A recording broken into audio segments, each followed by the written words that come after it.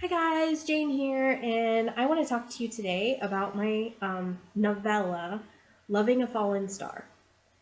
Loving a Fallen Star follows Vincent and Annie. Vincent was a huge star in Hollywood, but then he was in a car accident that left him terribly disfigured.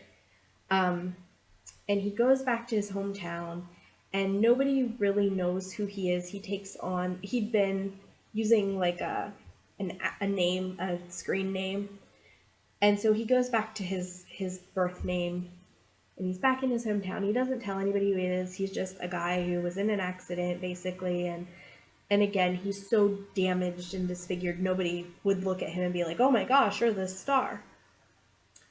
Well, he ends up rescuing a dog who's run over. And he takes the dog to the local vet clinic. And the veterinarian there is Annie. And Annie has kind of a rough past. She is divorced. Her husband left her for another woman. And she is a plus size woman. And she really struggles with that. She's got PCOS and fertility issues, or she did in her marriage. And so she's just kind of damaged in a lot of ways. And, you know, Vincent is doesn't really expect her to be able to love him, and vice versa, because of the body issues both of them have.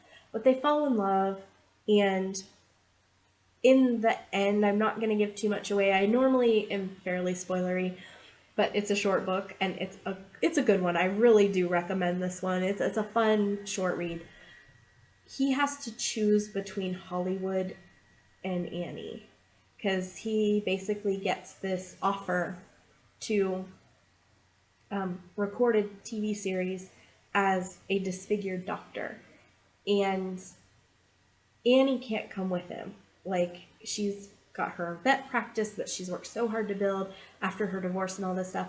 So he has to either stay and be with her or he has to go off to Hollywood. And it was a lot of fun. It was a story I really loved writing. There's dogs in the story, which I love dogs. If you've listened to me so far, I do have dogs in a lot of my stories because I'm a dog lover, and this was one of them where the dogs play a pretty important role. Annie has a dog. She has a golden retriever, and his dog. I think I based it off of like a Newfie. And anyway, great dogs, and the dogs, of course, bring them together, and they're both dog people. Um, I do want to talk a little bit about my inspiration for this book because I will say, of all the books I've written, this one probably was the most personal as far as dealing with my own issues.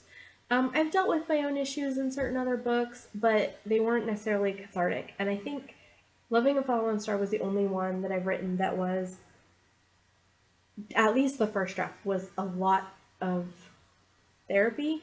I think I went back and wrote a lot of that out of it, trying to leave the raw emotion, but at the same time, not not having therapy on a book, which is a problem a lot of people have with like memoirs and nonfiction. I think I wrote most of that out, but definitely the first draft was very personal. So I'm a plus size girl, obviously, and I have PCOS, so I'm a lot like Annie in that way. And I've been in several relationships that have been difficult because of my weight. I've had a few relationships that kind of ended because I was broken up with, and immediately the guy ended up with somebody who was not a plus size girl, which is very bad for a girl's self esteem, just saying. So, um, one of those instances in particular was very, very painful. I had just started, I'd been with this guy for about a year, and we were just progressing forward. We were in the process of moving in together. We'd picked out an apartment, all of this stuff. And then he called me and he said, I met a girl at a party and I like her better than you. So I'm breaking up with you. We're not going to move in together and come get your stuff. Because I'd kind of been living there on the weekends. I hadn't, like, we weren't living together, but he had an apartment with roommates and I was spending the weekends there. I had stuff over there. And, I was so devastated. And, that was not the only relationship I'd had that I felt like ended because I wasn't pretty enough, or, that I wasn't as pretty as some of the other girls that the guy could get. So I had a lot of that personal stuff in this book, as far as, Annie is left for a prettier woman, a woman who doesn't have fertility issues, just everything that she's not. Because those things have been really rough in my life, having fertility issues, and I knew that very young. I knew I had something wrong by the age of 11. Basically, when I became a woman, stuff wasn't working right. So I knew pretty quickly that something was wrong and that there was a high probability that I would have problems with fertility. And the first time I tried to conceive, it was not good. We didn't have any luck, and doctors were kind of like, yeah, you've got some problems here. I do, if you're new to my channel and new to me, I do now, after fertility treatments, have twins, but it was a very long road to get there. So I feel like I put a lot of that in the story and a lot of my body image issues in the story, both from Vincent's perspective and Annie's perspective. Kind of the way we feel about ourselves and our confidence with our bodies. I know right now there's a huge movement to normalize bigger body sizes and, to make people feel more comfortable in their own skin. And I definitely am an advocate of healthy living as much as possible.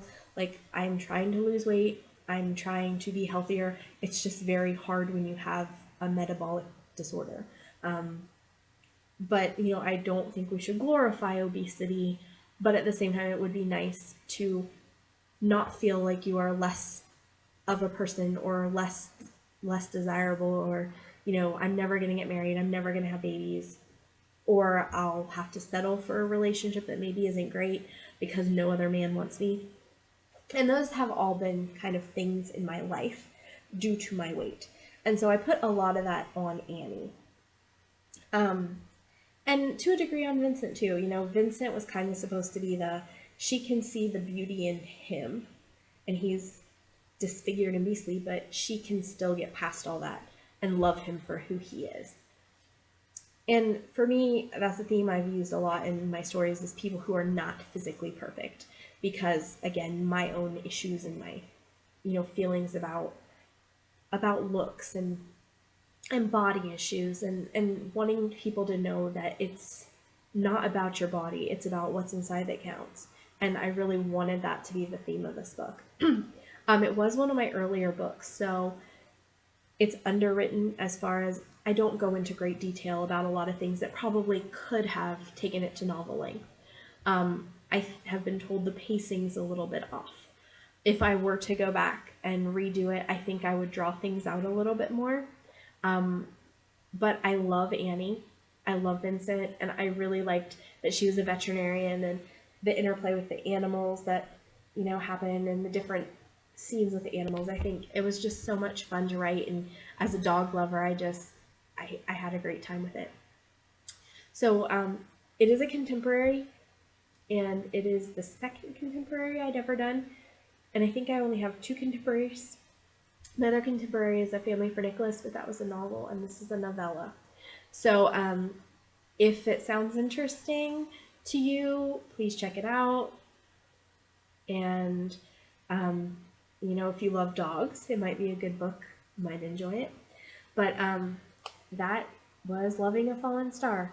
And like I said, it was one of my earlier books. It's a novella, but I'm pretty proud of it.